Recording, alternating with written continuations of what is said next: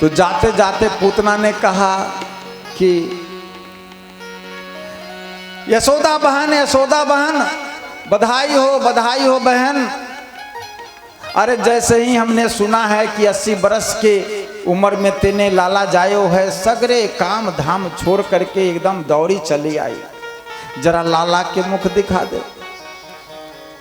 अब ये नंद बाबा की पत्नी यशोदा मैया सोचती हैं कि हमारी तो कोई बहन है नहीं, ये नया पर कहां से बहन बन के आ गई। लेकिन फिर विचार किया कोई दूर की बहन होगी। अब जब तक ये मन में विचार कर रही हैं तब तक पुतना ने कहा, अरे बहन तू अपने बहन को ना पहचान रही है क्या? नंदरानी ने कहा कि नहीं पहचान रहे हैं, ऐसे ही कह दिया। अच्छा कोई बात नहीं, मन में विचार क्या, देखने तो आई है, दर्शन करके चली जाए। अच्छा देख बहन, दर्शन, वो लाला पालने में सोए रहे हैं, तू जाओ दर्शन करो, और दर्शन करके उनको जगाना मत, उनको उठाना मत, सीधा अलग से दर्शन करके आ जा। पूतना धीरे धीरे भगवान, अब भगवान उस समय खेल रहे थे, भगवान की आंखें खुली हुई थी।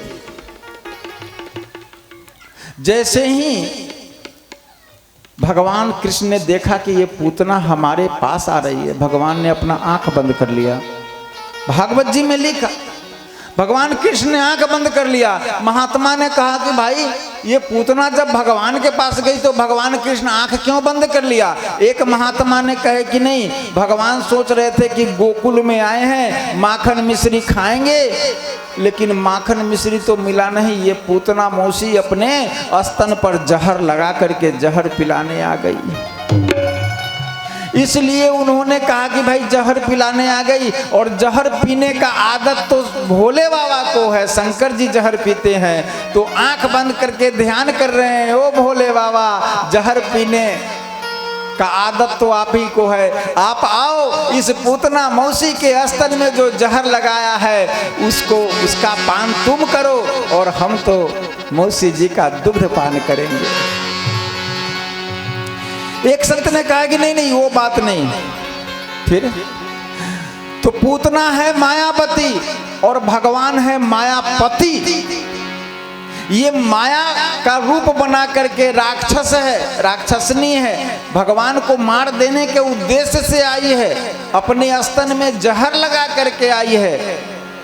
तो ये माया का स्वरूप धारण किया। ये पूतना मायावती है और भगवान मायापति हैं। जैसे ही भगवान के पास ये पूतना जाएगी, इसकी माया खुल जाएगी और इस अपने स्वरूप में आ जाएगी। तो जो करने आई वो नहीं कर पाएगी, भगवान को भी जो करना है नहीं कर पाएंगे, इसलिए आंख बंद कर ली। एक तीसरे संत ने कहा कि नहीं वो बात नहीं। तो पूतना का अर्थ होता है अज्ञान, अविद्या। पुतानपि नियति, पूतना जो दूसरे के पुत्रों की खुशी को नहीं देख सकता वह पूतना है। तो सभी बच्चों को मार देने के उद्देश्य से आई है, ये तो बड़ा पापिनी है। तो भगवान ने विचार किया कि ऐसे पापिनी का मुख नहीं देखना चाहिए। जिसके मन में ऐसा भाव हो कि दूसरे का बच्चा मर जाए तो अच्छा है, ऐसे पापने का मुंह नहीं देखना चाहिए। इसलिए भगवान आंख बंद कर ली। संतों ने अपनी अपनी बुद्धि लगाई। अब तो भगवान ही जाने ये आंख बंद क्यों की। अब ये पूतना गई, आस्ते से कन्हैया को उठा लिया और कन्हैया को उठा करके अपने स्वरूप में स्थित हो गई। राक्षस बन गई, विकराल शरीर धारण, विराट शरीर धारण किया। और शरीर धारण करने के बाद कन्हैया का मुख में अपना जहर लगा हुआ स्तन दे दिया। भगवान के मुंह में जैसे ही जहर लगा हुआ पूतना ने अपने स्तन को दिया, भगवान पहले जहर को पान किया, फिर दुग्ध पान करने लगे और बाद में पूतना का प्राण हरण करने लगे। पूतना के वक्ष स्थल में पूतना के स्तन में पीड़ा होने लगी और पूतना कहती है कि सा मुंचह मुंचालमीति प्रभासिनी निस पीडय मनाखिल जीव मरमनी मनाखिल जीव मरमनी। कि सा मुंच मुंच मुंचालमीति मर्म स्थलों में भयंकर पीड़ा होने लगी और जोर जोर से पूतना चिल्लाने लगी, बेटा छोड़ दो बेटा छोड़ दो, बेटा छोड़ दो। भगवान कृष्ण ने कहा कि मौसी जी, हम तो पहले पकड़ते नहीं किसी को जल्दी, और अगर एक बार पकड़ लेते तो फिर उसको छोड़ते नहीं जल्दी, इसलिए अब तुम्हें छोड़ेंगे नहीं। और भगवान ने पूतना का प्राण हरण किया।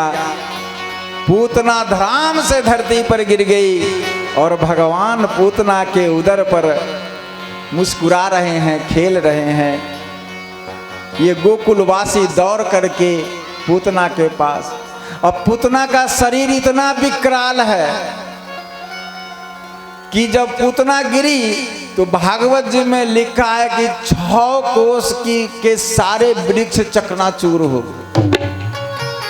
6 कोस में वो गिरी और 6 कोस के अंदर जो भी वृक्ष था ना, सब वृक्ष चकनाचूर हो गया, सब टूट गया। उसके ऊपर से पूतना गिरी। अब सब के सब गोकुलवासी दौड़ के गए, सीढ़ी लगाए पूतना के पेट पर, भगवान खेले। अब इतना लंबा चल सीढ़ी लगा करके भगवान को ऊपर से उतारा, पूतना तो मर गई। तब तक नंद बाबा आ गए। सब गोकुलवासी दौड़ करके नंद बाबा के पास गए कि बाबा आप उधर गए मथुरा में टैक्स देने, कर देने, इधर ये घटना घट गई। लाला सुरक्षित है, लाला को कुछ नहीं हुआ, लेकिन ये पूतना क्यों मर गई, कैसे मर गई पता नहीं। अब एक गोकुलवासियों ने कहा एकदम तुम्हारी बुद्धि मारी गई।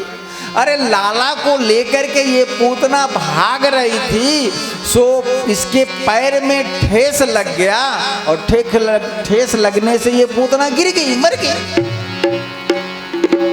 अब कोई यह कैसे कहे कि ये 6 दिन का बालक है।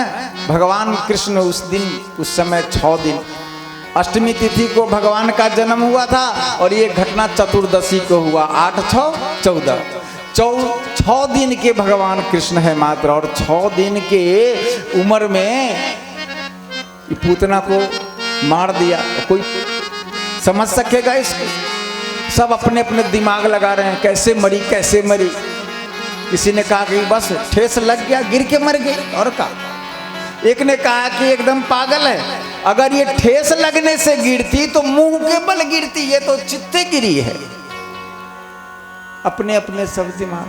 अब क्या करें? अब तो गोकुल और मथुरा का जो मुख्य मार्ग था उसी मार्ग पर ही गिर गई, अब तो रास्ता ही बंद हो गया। अब क्या करें? नंद बाबा ने कहा कि कुछ नहीं, ऐसे अगर इसके शरीर में आप आग लगाएंगे ना तो गोकुल में आग फैल जाएगी, इसलिए सब अपने अपने घर से फरसा कुल्हाड़ी लेके आओ, इसके अंग प्रत्यंग को काटो छांटो, एक जगह जमा कर दो, और जितने भी वृक्ष टूटे हैं ना, सब वृक्ष इसके ऊपर रख के आग लगा दो। इधर ये प्रक्रिया की जा रही है, तब तक जसोदा मैया अपने हृदय में भगवान को लगाई, देखी कि लाला मुस्कुरा रहे हैं, संतोष हुआ। चलो ये मरना था पूतना को, वो मर गई, लेकिन लाला सुरक्षित है। सब गोपियों के साथ मैया कहते हैं कि लाला सुरक्षित है, लेकिन मुर्दा छू लिए। अब मुर्दा छू लिए तो इनको तो अब पवित्र करना पड़ेगा। चलो इनको पवित्र करते हैं। मैया ने क्या किया? सब गोपी गई मैया कि गोमूत्रेण स्नान पयित्वा पुनर्गोरज सार्भकम रक्षाम चक्रुश्च सकृता द्वादश अंगेषु नामानि। पहले मैया गाय के मूत्र से स्नान करवाई, गाय के गोबर से स्नान करवाई, गाय के दूध दही घी से स्नान करवाई, शुद्ध जल से स्नान करवाई। और बाद में गोरज, गोरज कहते हैं गाय के खूर के पास जो धूली होता है उसका नाम है गोरज। गाय के खूर के पास जो धूली है, मिट्टी है, उसी का नाम गोरज। वो गाय के खूर के पास का रज गोरज, वो गोरज लेकर के भगवान के अंग प्रत्यंग में लगा रहे हैं। अच्छा, एक बात और है,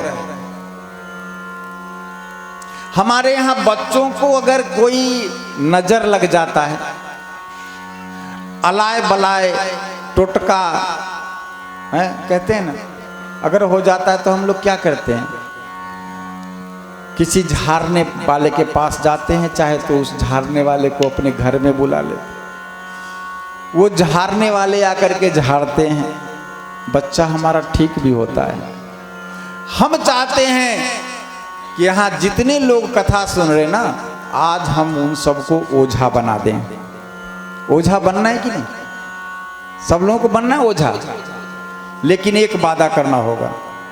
अभी हम आपको ओझा बना देंगे, आज के बाद किसी ओझा के पास नहीं जाना होगा, वादा कीजिए। और